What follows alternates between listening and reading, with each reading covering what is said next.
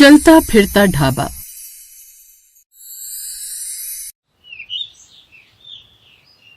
मोहन अपनी पत्नी ममता, 5 साल के बेटे गोलू और अपनी बूढ़ी माँ के साथ एक छोटे से घर में रहता था। एक रोज सुबह सुबह ममता नाश्ता बना रही थी और मोहन घर के बाहर अपनी पुरानी साइकिल धो रहा था। ये साइकिल मेरा बहुत बड़ा सहारा है। तभी घर के अंदर से ममता ने अपने बेटे गोलू से कहा, गोलू जाओ पापा को जाकर बोल दो नाश्ता तैयार हो चुका है।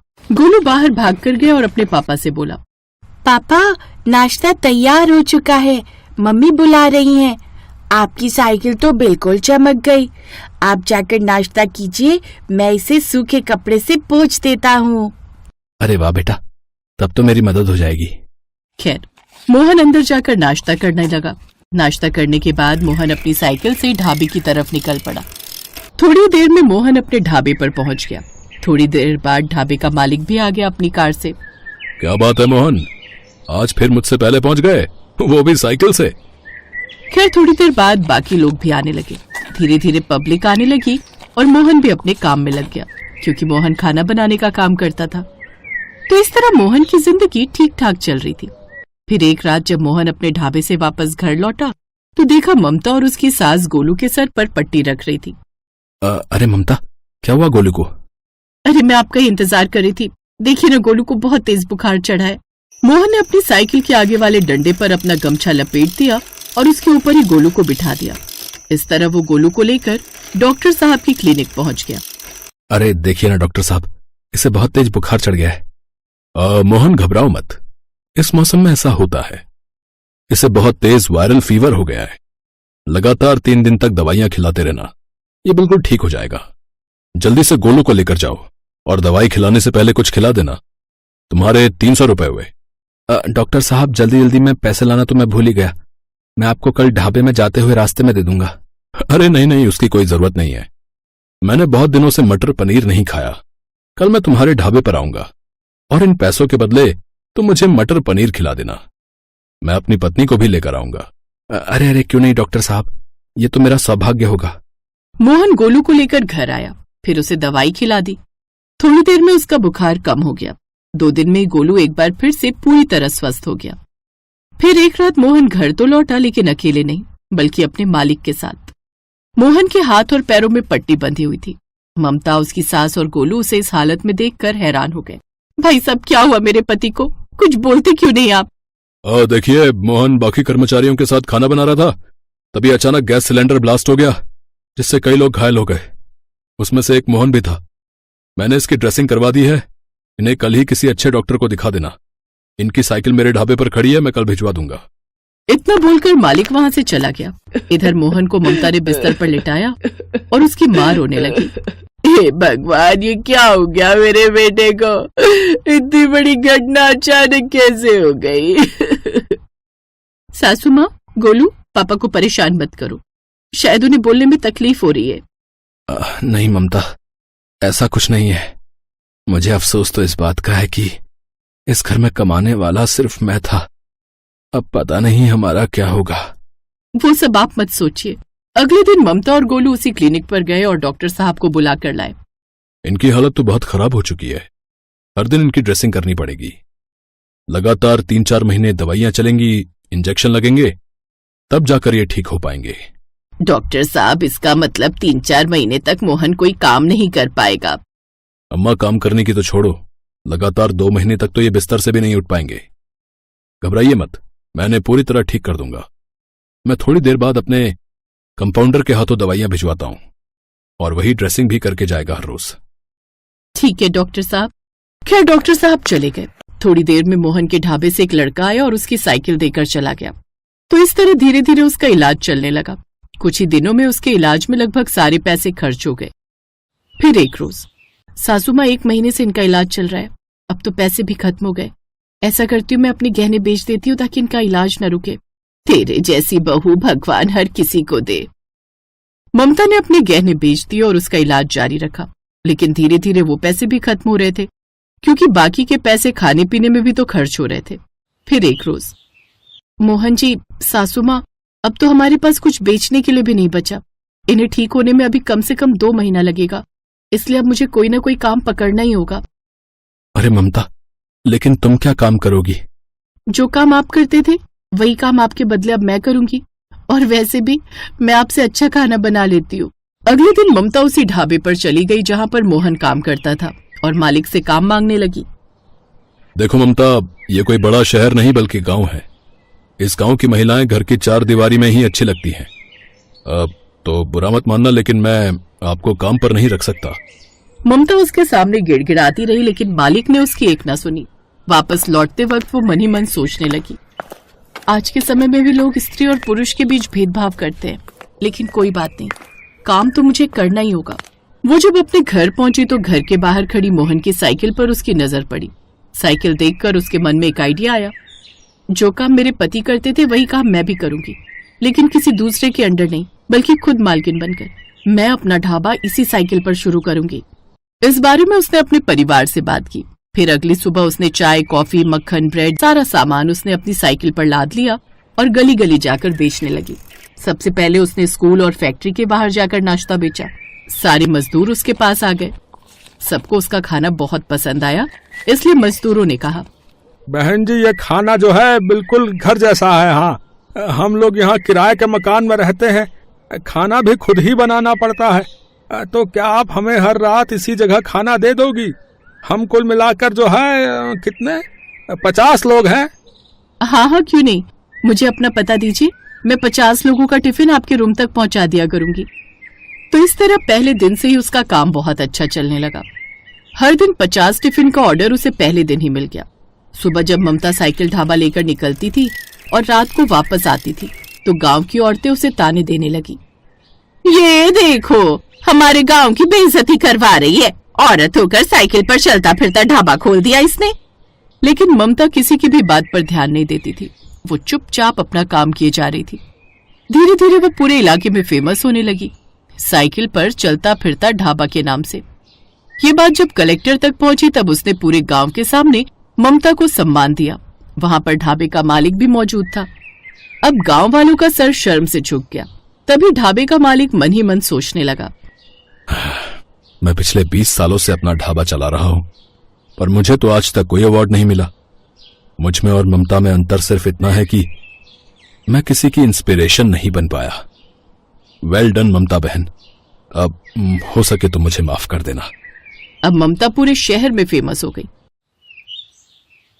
जब मोहन पूरी तरह ठीक हो गया तब दोनों ने मिलकर उसी गांव में खुद का ढाबा खोल लिया और खुशी खुशी अपनी जिंदगी बिताने लगे।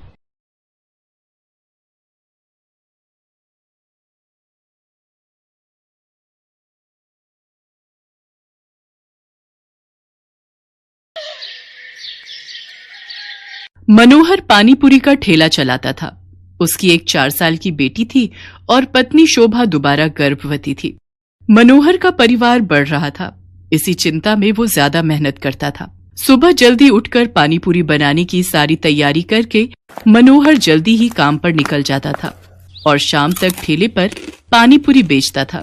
मनोहर की पानीपुरी लोगों को बहुत पसंद थी, इसलिए ग्राहक भी आ ही जाते थे। मनोहर, पानीपुरी खिला भाई। आटे की या सूजी की भैया जी? दोनों तरह की खिला दे। है भाई, तेरी पानीपुरी खाने में इतनी स्वादिष्ट होती है कि मजा आ जाता है भाई। हाँ मनोहर भैया, 40 रुपए की पानीपुरी पैक कर देना, पानी थोड़ा ज्यादा कर देना। अभी कर देता हूँ। आने जाने वाले लोगों की नजर मनोहर के ठेले पर पड़ी जाती थी और पानीपुरी तो एक ऐसी चीज है जिसे देखकर मुंह में पानी आ ही जाता है। इसलिए लोग उसके ठेले पर रुककर पानीपुरी खाते और आगे बढ़ते। पर कुछ दिनों से मनोहर के ठेले पर भीड़ आनी कम हो गई थी, क्योंकि मानसून आ गया था और रोजाना ही तेज बारिश आ जाती थी, इसलिए लोग सड़क पर कम रुकते थे। बिक्री पर असर होने से मनोहर की रोजी रोटी पर भी असर पड़ा था। ये लो, रोटी खा लो। शुभा, क्या बात है? चिंता में दिखाई दे रही हो। पूजा कहाँ है? दिखाई नहीं दे रही। वो पड़ोस वाली माला के घर खेलने गई है। वो शरद बाबू आए थे, मकान का किराया मांग रहे थे। बोल रहे थे 15 दिन ऊपर हो गए हैं, उन्हें अगले हफ्ते तक किराया चाहिए, नहीं तो हमें ये घर खाली करना पड़ेगा। उन्हें हमसे ज्यादा किराया देने वाले किराएदार मिल रहे हैं। अरे तू चिंता मत कर, इस हालत में तू चिंता करेगी तो बच्चे पर भी असर पड़ेगा। मैं शरद जी को कल बोल दूंगा, वो मुझे कुछ दिन की मोहलत और दे देंगे। मनोहर शोभा को तसल्ली दे देता है, पर वो खुद ही बहुत परेशान था। क्योंकि उसी शाम जब वो काम से लौट रहा था तो लोगों में बारिश और तूफान को लेकर चर्चा बनी हुई थी। अरे मनोहर, तुमने सुना क्या? मौसम विभाग का कहना है कि अगले 4 दिनों तक भीषण तूफान और बारिश के संकेत हैं भैया। सड़कों पर पानी भरा रहेगा, इसलिए हम सब ने तो सोचा है कि कुछ दिन घर से ही ना निकले। तुम ठीक कह रहे हो भैया, 2-4 दिन अब घर पर ही आएंगे। वैसे भी मेरी अच्छी खासी बिक्री हो जाती है, पर डर भी तो है बारिश में अगर बाढ़ आ गई तो, सड़कों पे पानी भर गया तो है, घर नहीं लौट पाए तो। मैं तो सोचकर ही घबरा रहा हूं भैया। चलो भाई चलो, समय से घर चलते हैं भैया। मनोहर उस शाम को हुई इस बात के बारे में सोच सोच कर करवट बदल रहा था। उसे समझ नहीं आ रहा था कि वो अगले दिन जाए या नहीं, पर उसे मकान का किराया भी चुकाना था। इसलिए वो मकान मालिक शरद से बात करने जाता है। शरद जी, मैं अगले महीने तक आपको किराया दे दूंगा। अभी बारिशों का सीजन है तो काम बिल्कुल भी नहीं है। देख मनोहर, मैंने घर किराए पर देने से पहले ही यह शर्त रखी थी कि मुझे किराया समय पर चाहिए, पर तू हर बार ही किराया लेट कर देता है। अब मैं और देर नहीं कर सकता। तू अगले 2 दिन तक मेरा किराया दे दे, वरना घर खाली कर दे। मेरे पास इतना टाइम नहीं है कि तेरे से बात करूं, मुझे काम से जाना है। मनोहर चिंता में घुला घर लौट आता है।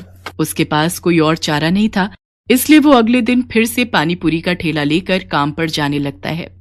पड़ोस की सुनीता भाभी कह रही थी कि अगले 2 दिनों तक बहुत बारिश होने वाली है, आप 2-3 दिन काम पर ना जाओ तो अच्छा है।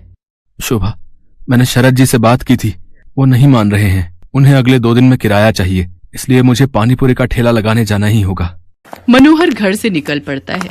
वो ठेला लेकर जब अपनी जगह पर पहुंचा तो उसने देखा आज बहुत कम ठेले वाले खड़े थे। उसे पता था कि सबने पहले ही मना कर दिया था, इसलिए सब 2-3 दिन घर पर ही रहेंगे।